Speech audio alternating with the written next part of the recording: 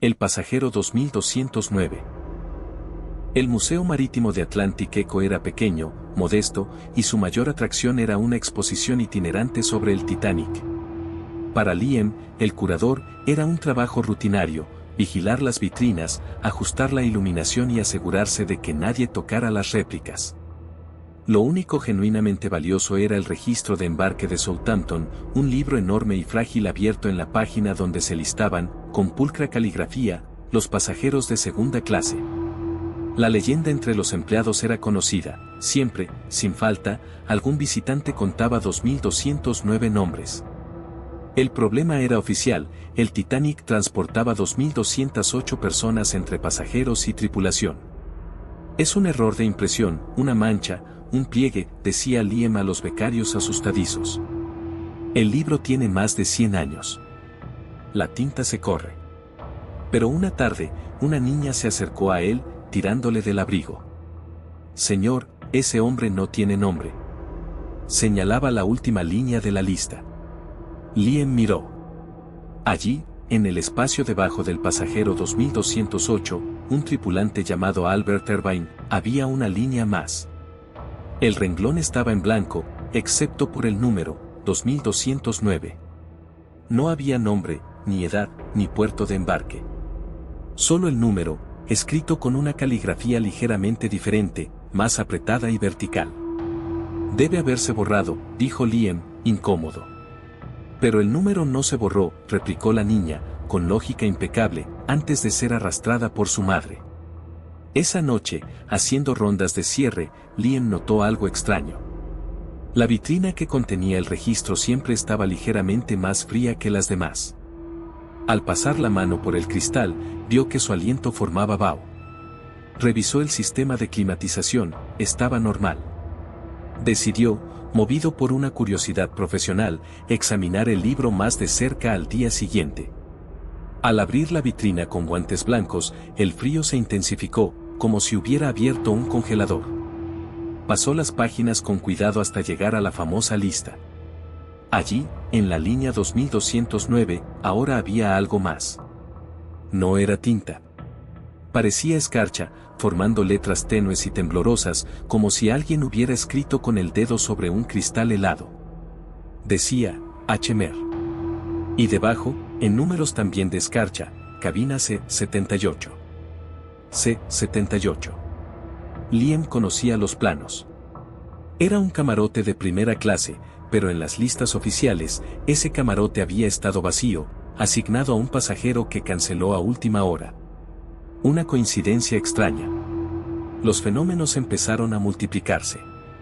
Las fotografías de la exposición, especialmente las grupales en cubierta, a veces mostraban, al ser examinadas con lupa, una figura adicional al fondo, un hombre alto y delgado con un sombrero de fieltro. Siempre de espaldas o con el rostro borroso.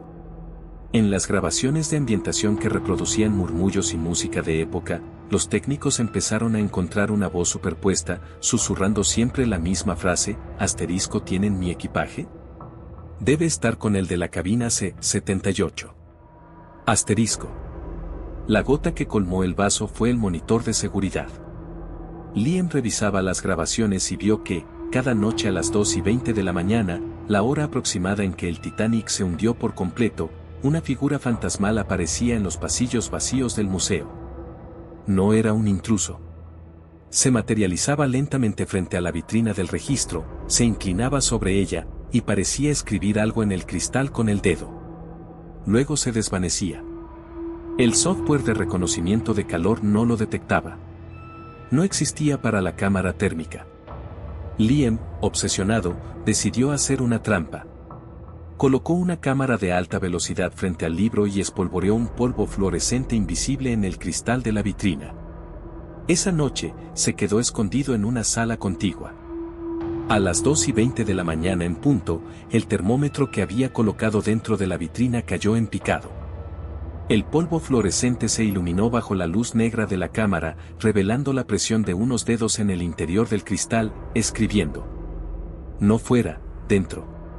Donde era físicamente imposible que alguien estuviera. Las letras que se formaron fueron claras: ayúdenme a encontrar mi nombre. Liam salió de su escondite, el corazón golpeándole el pecho. No vio a nadie. Pero frente a él, en el aire, flotaba una niebla baja y gélida que tomó, por un instante, la forma de un hombre con sombrero. Un susurro salió del vacío, no por los altavoces, sino directamente en su mente, con un acento formal y desesperado. Me embarqué en Southampton. Tengo el boleto. Pero mi nombre no está en la lista. Si no está en la lista, no existo. Y si no existo, no puedo descansar. Me quedé atrapado en el umbral. Busqué mi camarote, la C-78, pero la llave no funcionaba. Todo el mundo pasaba a mi lado sin verme. Hasta que el agua llegó, y para ella, yo sí existía. Me ahogué como un fantasma. Ahora necesito un ancla. Un nombre en la lista. Liam entendió la horrorosa paradoja. El pasajero 2209 no era un alma en pena que buscaba irse. Era una ausencia que luchaba por existir, por tener una historia, una identidad que justificara su muerte. Y había elegido el museo, y a él, para completar los trámites de una tragedia de un siglo. ¿Qué debo hacer?, preguntó Liam, su voz temblorosa rompiendo el silencio del museo.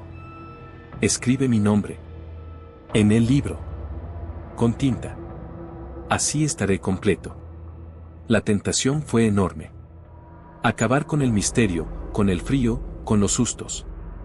Liam tomó su pluma estilográfica, la misma que usaba para firmar documentos importantes. Con mano trémula, abrió la vitrina. El frío era tan intenso que le dolían los huesos. Abrió el registro en la página fatídica. La línea 2209 brillaba con escarcha virgen, esperando. Pero entonces, Liam, historiador meticuloso, vio algo. En el borde de la página, casi imperceptible, había una pequeña marca de agua, un sello casi borrado. Con una lupa, logró descifrarlo, propiedad del Tribunal Naval. Prueba A34. Este no era el registro de embarque original. Era una copia forense utilizada en la investigación del hundimiento. Una copia que, por definición, debía ser idéntica al original. Si él escribía un nombre donde no lo había, no estaría ayudando a un fantasma a encontrar su lugar. Estaría alterando una prueba histórica. Estaría creando un hecho falso, dándole realidad a algo que quizás nunca existió. Y si el fenómeno no era el alma de un pasajero olvidado, sino algo más antiguo y oscuro, una especie de parásito de la historia que se alimentaba de la memoria y la credulidad. Ansioso por inscribirse en la narrativa humana para ganar poder. La pluma se detuvo milímetros por encima del papel. El silencio a su alrededor se volvió opresivo, expectante. No, dijo Liam, con una voz más firme de lo que sentía. No puedo. No es el libro correcto. El susurro en su mente se tornó agudo, iracundo. Entonces nunca saldré de aquí. Y tú tampoco. Las luces del museo parpadearon y se apagaron. Las vitrinas empezaron a vibrar.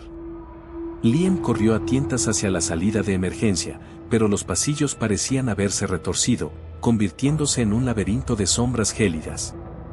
Al final del pasillo principal, vio la figura completa, alta, delgada, con el sombrero de fieltro, pero ahora su rostro ya no estaba borroso.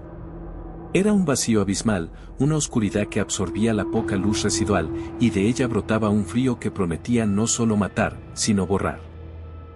Liam tuvo una idea desesperada. Corrió no hacia la salida, sino de vuelta a la sala de la exposición. Agarró no el registro, sino un objeto común de la tienda de regalos, un libro de visitas moderno, con páginas en blanco. Lo arrojó hacia la figura que se acercaba. Aquí, gritó. Escribe tu nombre aquí.